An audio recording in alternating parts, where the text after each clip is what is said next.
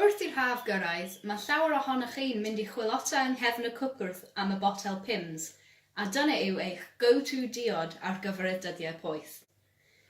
Heddiw, dyn ni'n gwneud ein fersiwn ni o'r diod poblogaidd yma, a dyn ni'n gwneud digon i 4 person.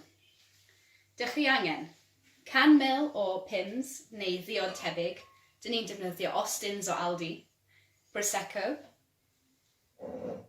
llond llaw o rew,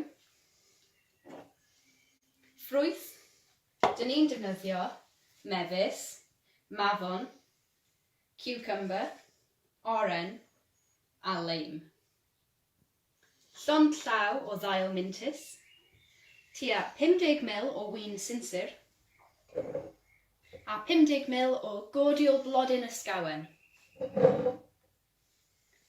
Step 1. Torrwch y ffrwyth. Mae gennym ni ffrwyth wedi torri yn barod.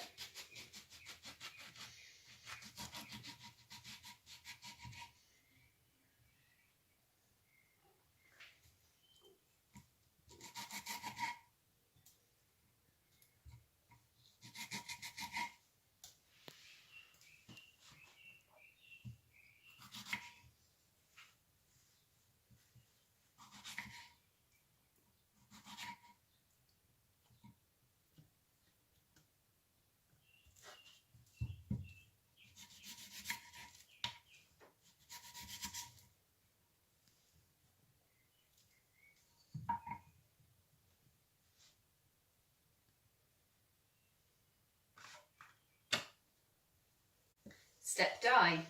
Rhowch y rhew yn y drwg a rhowch y ffrwyth ar ben y rhew.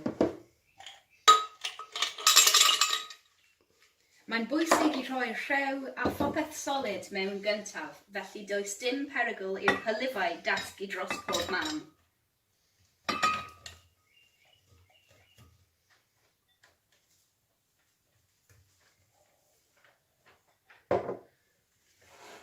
Step 3.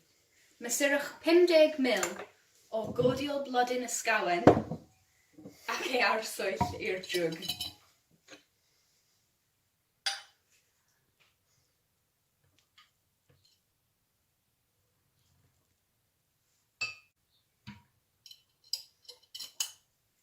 Step 4. Ychwanegwch 100 ml o Pimms a 50 ml o win sinsir.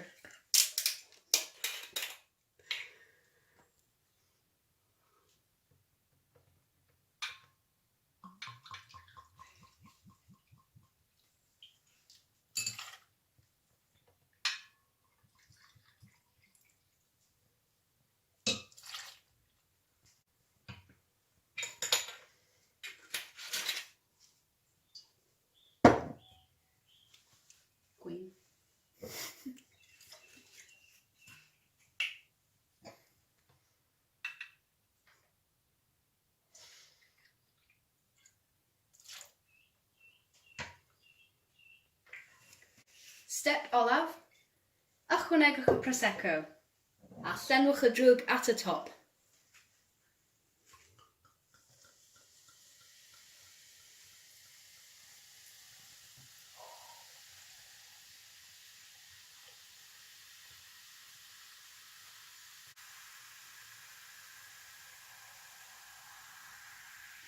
Cofiwch chi gymysgu'r diod.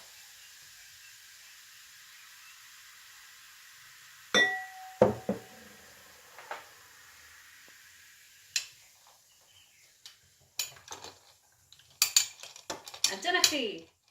Dych chi wedi gwneud ein Blas yr Haf diod Pimms. Mwynhewch!